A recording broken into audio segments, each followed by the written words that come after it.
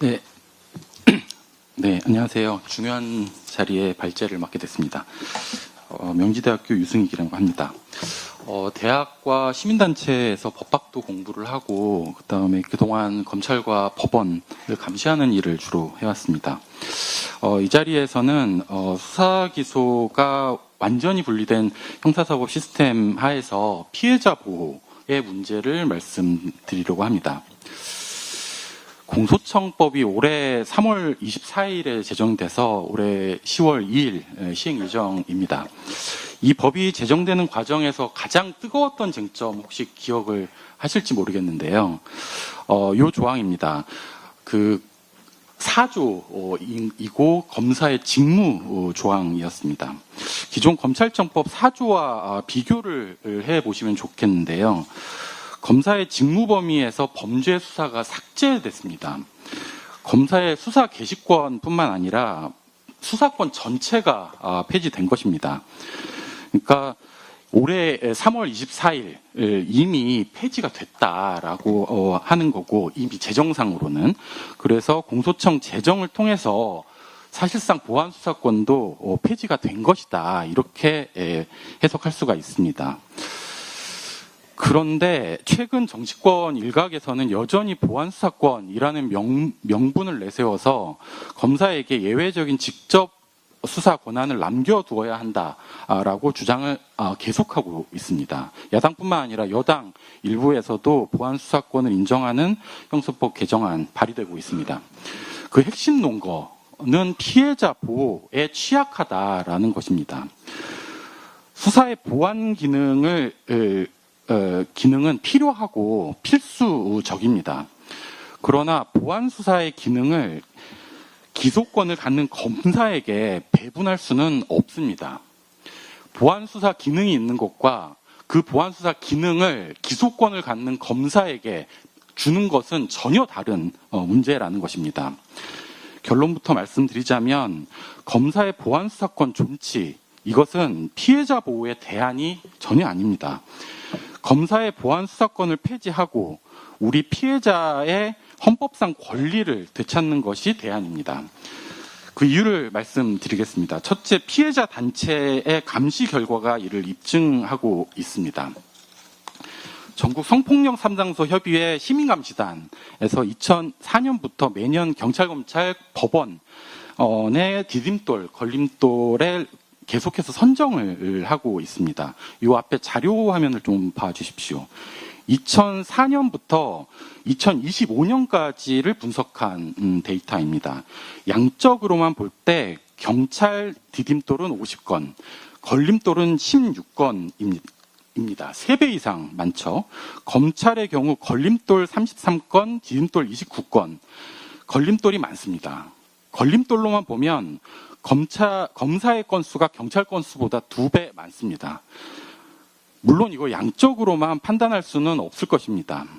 주요 선정 사유, 구체적인 사안을 꼼꼼히 살펴볼 필요가 있습니다. 이 페이퍼는 한 번씩 꼭 읽어봐 주시면 좋겠습니다. 굉장히 귀중한 자료라고 생각이 듭니다. 비록 2012년 김은정 검사 사례처럼 우수한 사례들은 있습니다. 하지만 수사 실무에서 검찰이 피해자다움을 부당하게 강요하고 강간죄 체협의서를 기계적으로 대입하여 불기소를 이끌어내는 등 검사의 직접적인 수사 또는 보안 수사가 도리어 피해자의 인격권을 훼손하고 심각한 2차 피해를 야기하는 걸림돌로 작동할 수도 있음을 분명히 보여주고 있습니다. 제가 많아서 이 PPT로는 쭉 정리를 했는데요. 이 자리에서 다 말씀을 드릴 수는 없을 것 같습니다. 하나만 마지막에 보도록 하겠습니다. 맨 위에 있는 정모검사 사건입니다. 같은 직장, 같은 과에 근무하던 직장 상사가 신입사원이던 피해자의 집까지 따라와서 주거 침입하고 수차례 강간한 사건입니다. 경찰에서 기소 의견으로 송치했는데 검찰은 불기소 처분했습니다. 문제는 정모검사가 수사 과정에서 어떻게 저항했냐라고 말씀해봐라. 연애 많이 안 해봤냐. 그 다음은 차마 이 총장에서 말하기가 좀 힘듭니다. 이렇게 신문했습니다. 검사의 수사가 반드시 피해자 보호로 이어지는 것은 아닙니다. 둘째, 검찰 자신의 성폭력 범죄 은폐 문제입니다. 이 문제는 사실 언론지상에서 상당히 많이 나오기 때문에 자세히 말씀드리지는 않겠습니다. 진동균 검사 사건입니다. 검사들끼리 성폭력을 저질렀는데 그때 당시에는 전혀 징계도 처벌도 이루어지지 않고 나중에 미투 사건이 벌어지고 나서야 사건이 세상 밖으로 나온 사건입니다. 셋째는 법조 시장의 생태계를 주목해 봐야 한다는 것입니다. 성폭력 사건을 수사하고 기소하던 검사들이 퇴직 후 서초동 변호사 시장으로 나와서 지금 앞에 보시는 이 광고 문구들은 어디선가 많이 보셨을 것입니다.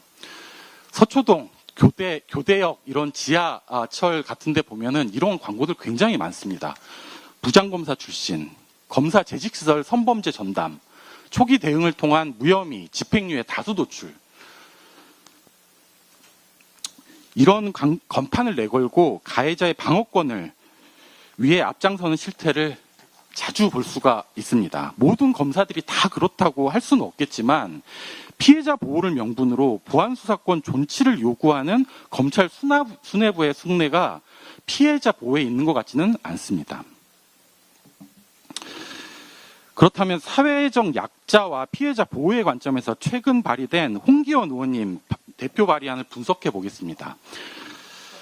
검사의 직접 수사 개시권을 폐지하는 모양새를 취하기는 하셨습니다.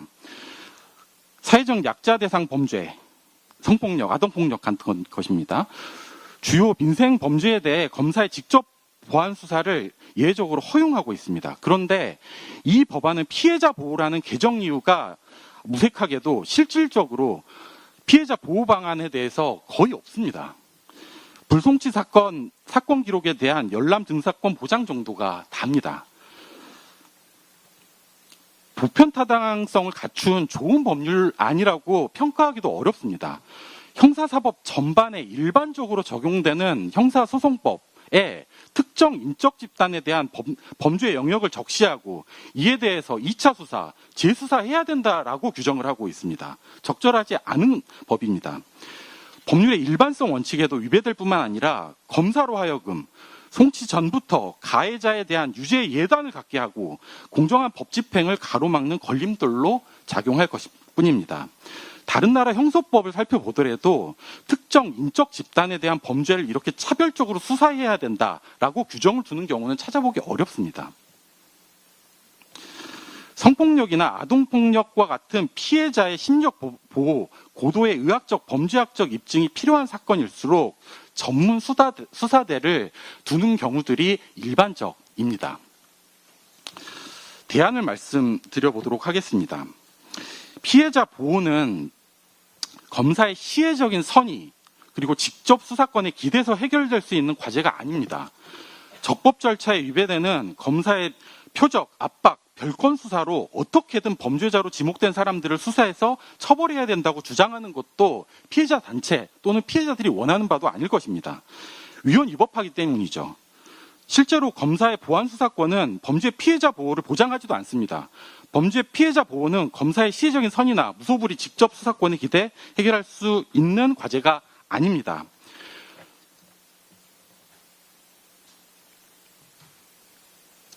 우리 헌법 27조 5항 그리고 30조는 범죄 피해자의 재판 절차 진술권과 범죄 피해자 구조 청구권을 규정하고 있습니다. 이 헌법의 정신으로 다시 돌아가야 합니다.